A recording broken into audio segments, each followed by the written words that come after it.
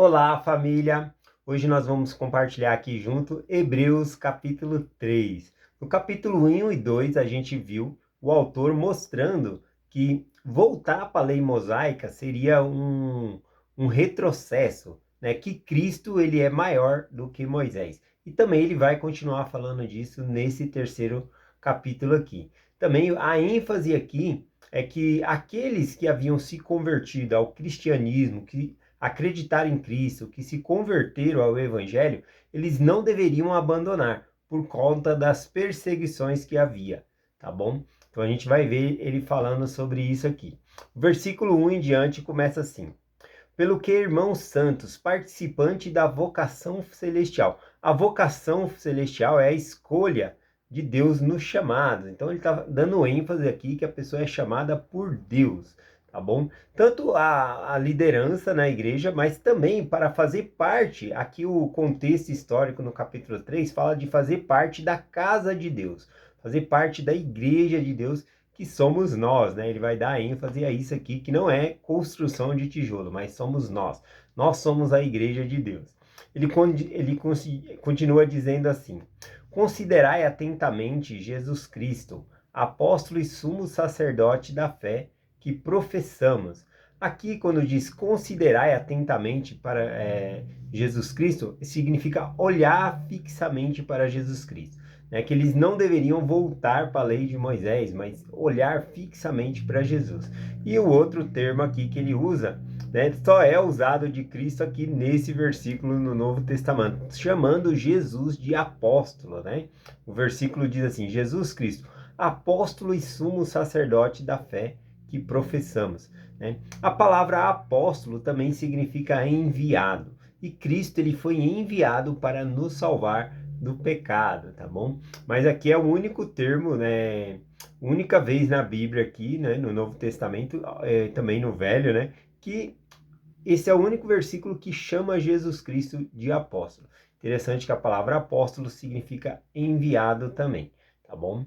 Continuando aqui, versículo 2. Sendo fiel ao que constituiu, como também a Moisés, em toda a sua casa. Aqui, então, o autor ele vai começar a fazer uma comparação de Moisés e Jesus Cristo, falando que ambos foram fiéis. Claro, Jesus Cristo é muito mais fiel ainda, mas Moisés também foi fiel. Por que ele chama aqui Moisés, né, para comparar? Porque os hebreus, né, os judeus, eles têm uma consideração muito grande por Moisés. Moisés ele havia feito muitos milagres, né, o maná no deserto, por meio de Moisés veio os 10 mandamentos, a lei de Deus. Então eles tinham muito prestígio e consideravam Moisés um grande profeta. E aqui nesse capítulo vai mostrar que Jesus ele é maior do que Moisés também, né? Aqui ele poderia mostrar outros contrastes. Por exemplo, que Jesus, até o capítulo 1 e 2 foi mostrando ali, e o capítulo 3 também vai mostrar que Jesus, que Moisés, ele é um servo de Deus, um profeta muito grandioso, mas Jesus ele é divino, ele é o Filho de Deus, né? Então, perto de Moisés, Jesus Cristo e Moisés ali, a glória de Jesus Cristo ofusca Moisés, né? É como se uma luz muito forte acendesse e a outra luz ficasse como se fosse apagada. Na verdade, não tem como comparar Jesus Cristo com ninguém, né? Porque ele é muito grandioso, muito glorioso. Mas essa é a questão aqui, né, dos judeus. Eles consideravam Moisés a figura mais importante. E se converter ao cristianismo, se converter a, a Cristo, significava acreditar que Cristo é divino, que ele é maior do que todas as coisas, tá bom? Então, só alguns exemplos que eu marquei aqui. O próprio Moisés, ele entendia que Jesus Cristo era maior que ele, né, que Jeová era maior que ele.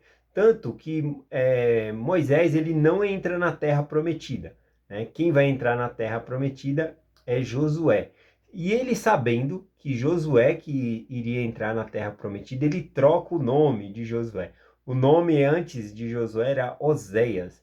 E aí então passou a se chamar Josué. Qual que é o significado? Josué significa Deus salva, né? Deus é salvação. Esse que é o significado da palavra Josué, tá bom?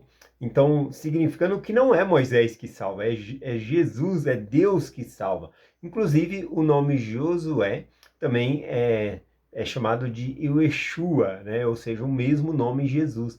Quando o anjo apareceu a Maria, disse, chamarás pelo nome de Jesus, porque ele salvará o seu povo de seus pecados. A palavra Jesus, o nome Jesus, significa salvação. Então, veja, né, que Moisés, ele tirou o povo do Egito, teve a questão do maná, né, no deserto, sustentando o povo ali por 40 anos, mas quem leva o povo para a terra prometida é Josué, Jesus que vai nos levar. Tudo isso é uma figura simbólica de que o verdadeiro lar que nós vamos receber é o lar celestial. E só Jesus Cristo pode nos levar para lá. E Moisés entendia isso muito bem. E só fazendo aqui uma parte, né, que Jesus ele é maior em tudo, os judeus, né, aqui em João capítulo 6, eles falam que Moisés ele fez descer pão do céu. E aí Jesus Cristo responde, Moisés não te deu o pão do céu. O meu Pai vos dá o verdadeiro pão do céu. O verdadeiro pão do céu é aquele que desce do céu, significando o próprio Cristo, né? Eu separei aqui, ó, nossos pais comeram maná no deserto. Eu estou lá em João capítulo 6, versículo 31 em diante. Como está escrito, Deus deu-lhes de comer o pão do céu. E disse-lhe, pois, Jesus, na verdade vos digo, Moisés não vos deu o pão do céu, mas meu Pai vos dá o verdadeiro pão do céu. Jesus disse-lhe, eu sou o pão da vida, aquele que vem a mim não terá fome, e quem crê em mim nunca terá sede. Então, observe que Jesus ele é maior do que Moisés. Ele é o verdadeiro pão do céu, né, que sustenta, que dá vida a todas as coisas, né? Então dá para ver claramente aqui um contraste sobre isso, né? E se também existia outros profetas maiores do que Moisés, por exemplo, Jesus Cristo lá em Lucas 7, versículo 28, ele disse: porque eu vos digo que os que de entre mulheres nascido não há profeta maior do que João Batista. Ou seja, o maior profeta foi João Batista. O que faz o profeta ser grande? A mensagem que ele traz. O que João Batista fez? Ele preparou o caminho do Salvador. Então a missão dele foi maior e por isso ele se tornou o maior profeta aqui. Tá bom? Mas continuando aqui na comparação que ele vai fazendo entre Moisés e Jesus Cristo, tá bom? Mostrando sempre que Jesus Cristo ele é maior.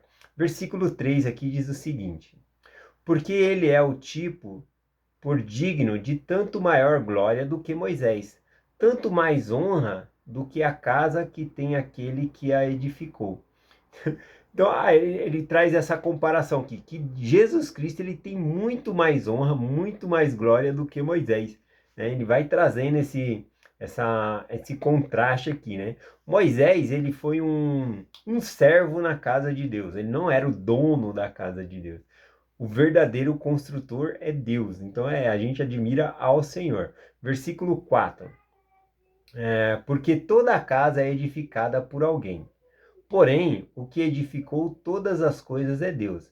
Então, por mais que Moisés tenha ajudado na edificação do povo de Deus, tirado do deserto, do Egito, sustentado o povo ali, a obra total é de Deus. O crédito é do Senhor. Não acredito que se Moisés estivesse aqui, ele ia falar, olha só o que eu fiz, né? Ele com certeza daria todo o crédito ao Senhor, tá bom? Versículo 5. Na verdade, Moisés foi fiel em toda a sua casa, como servo, para testemunho das coisas que se haviam de dizer. Então, aqui, novamente, no versículo 5, mostrando que Moisés ele foi fiel como servo na casa. Então, todas as coisas que ele fez, recebeu a lei, deu os mandamentos, tudo ele fez como servo. Então, muito mais admiração nós temos que ter ao dono da casa, que é Jesus Cristo. Versículo 6. Mas Cristo, como filho sobre a sua própria casa, aqui mostrando o contraste.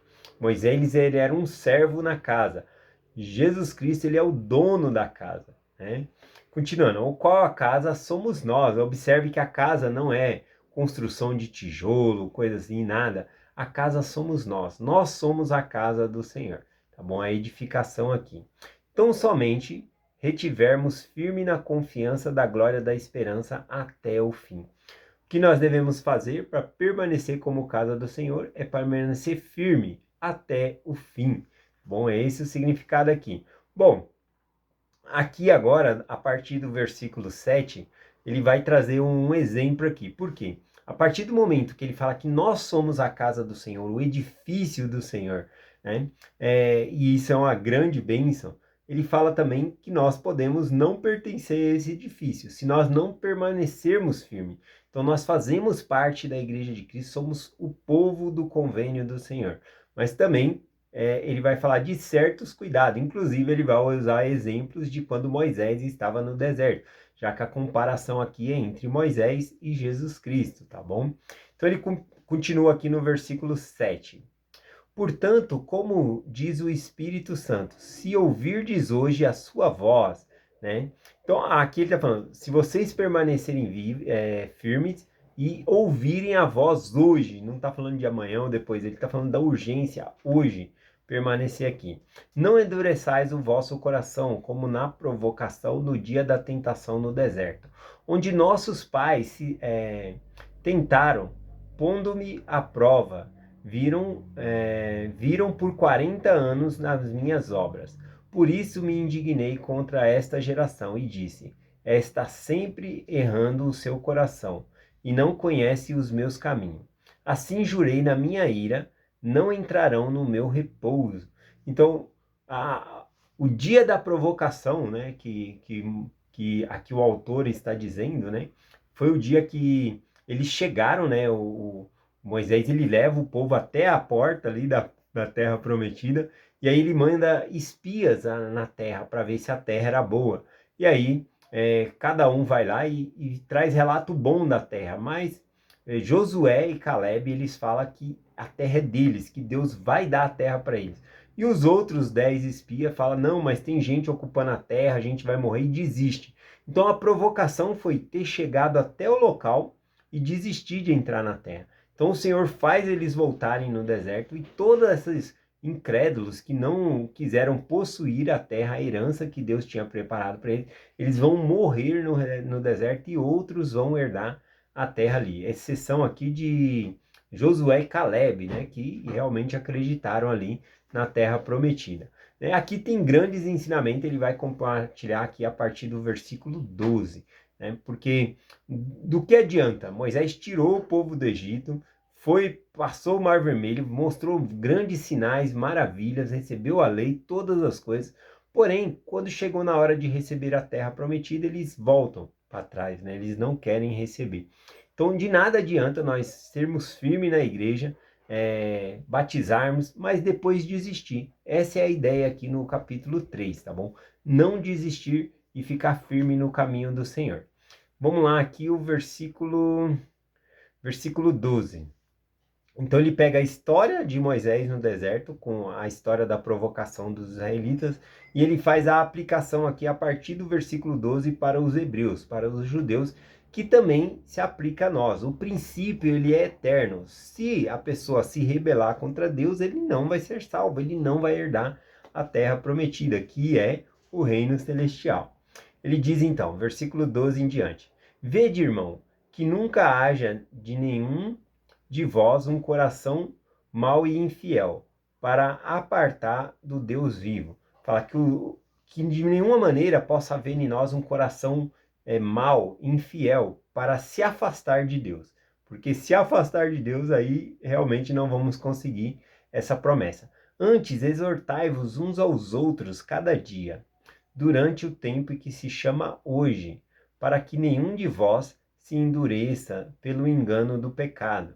Então ele fala de chamarmos ao arrependimento uns aos outros, exortarmos, darmos palavras de incentivo para que nós possamos continuar firme no Evangelho, e assim que deve ser. Nossa vida é cheia de altos e baixos, e a gente deve incentivar aqueles que estão ficando desanimados a permanecer firme, que as promessas são reais. Continuando aqui, versículo 14. Porque nos tornamos participantes de Cristo, se retivermos firmemente o princípio de nossa confiança até o fim. Então, observa que ele fala, nós tornamos-nos participantes em Cristo. A gente faz parte do povo do convênio. A gente entrou, a gente é esse edifício, essa casa do Senhor. Se, aí vem a palavra, se permanecermos firmes.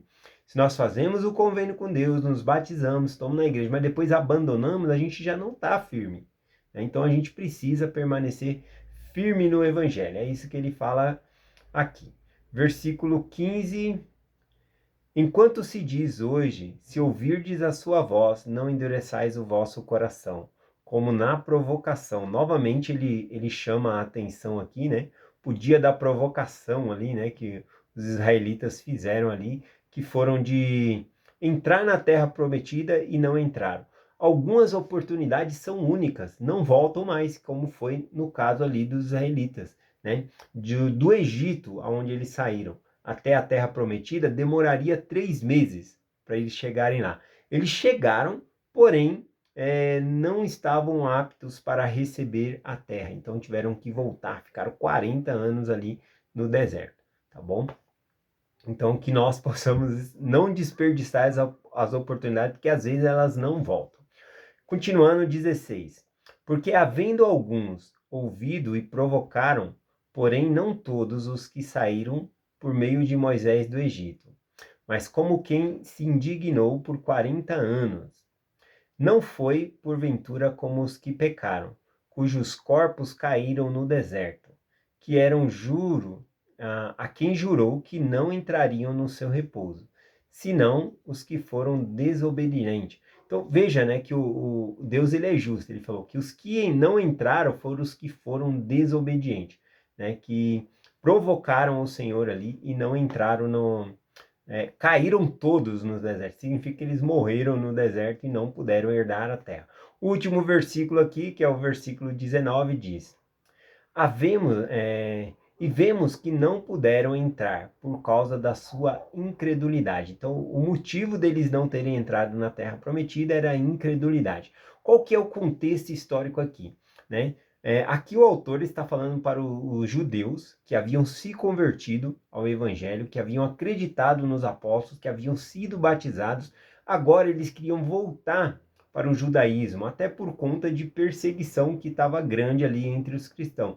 E aí o autor aqui em Hebreus, né, acredito que Paulo, ele está falando o seguinte: se vocês voltar, vocês pedem. Essa é a oportunidade de vocês receberem o reino celestial. Claro, eles já estavam na terra prometida. Jerusalém é a terra prometida. Mas isso era só um símbolo, né, de uma Canaã celestial, de um reino celestial. Então, se vocês quiserem herdar o reino celestial, vocês têm que permanecer firme nesse ensinamento, firmes em Jesus Cristo. É esse o tema aqui no capítulo 3 e também no capítulo 4 que nós vamos estudar amanhã. Tá bom? Então o princípio é o mesmo, tanto para os israelitas, como eles não acreditaram e se revoltaram contra Deus, não obedeceram, então eles perderam as promessas que ele tinha, tá bom? Bom, vou deixar por aqui essa mensagem. Gratidão a todos vocês por todos os dias nós estamos estudando juntos aqui, tá bom? Compartilhe essa mensagem com vocês em nome de Jesus Cristo. Amém. Até amanhã.